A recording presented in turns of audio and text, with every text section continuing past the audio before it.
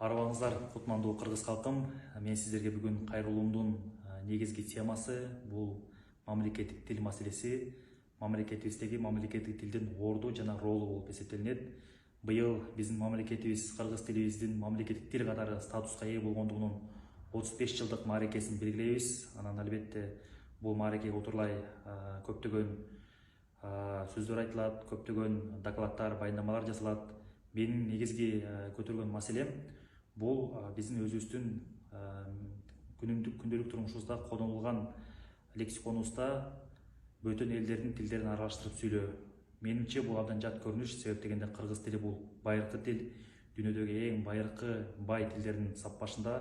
Андыктан биз өзүбүз кыргыз тилибиздин азектеп билип, өзүбүздүн күндөлүк турмушубузда накта кыргызча сүйлөсөк, бул биздин тилибиздин баягы сакталып калышына өнүгүшүнө бир биздин өзүбүздүн салымыбыз болот. Себеп дегенде улут жоголсо, тил жоголсо улут жоголот дейт эмеспи? Андыктан эгерде биз өзүбүздүн тилибизди жогото алсак, эртең биз улутубузду да жогото алышыбыз мүмкүн. Ошондуктан улутту сактап калыш үчүн тилди сактап калышыбыз керек. Себеп дегенде биз өзүбүз кыргыз экендигин тастыктоочу, далилдөөчү бирден бир далил бул кыргыз тилин билүү болуп саналат. Кыргыз тилинде гана сүйлөгөндө гана биз кыргыз экендигибизди дүйнө тааныйт. Андыктан мен өзүмдүн мекендештериме, замандаштарыма кайрылат элем. Өзүбүздүн күндөлүк турмушубузда накта кыргызча сүйлөөгө түшүбүз керек. Бул албетте балким оор болушу мүмкүн, балким кээ бир биздин мекендештерибиз буга өтүү абдан бир чоң бир мүчүрүштөрдү алып келиши мүмкүн. Бирок бул үчүн күрөшүш керек, кыргыз тилин үйрөнүш керек, аракет кылыш керек, окуш керек. Мына азыркы тапта маалыматтык технология өнүккөн заманда компьютерлер аркылуу атайын окутуучу курстардан өтсө болот.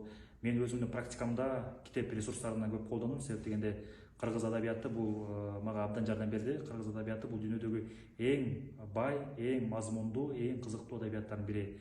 Касымалы Жантөшев, Чыңгыз Айтматов, Узакбай Абдукаимов, Төлөгөн Касымбеков, Аман Саспаев сыяктуу агайлардын чыгармаларын окуп, өзүмдүн кыргыз тилге болгон билүү потенциалымды бекемдей алдым.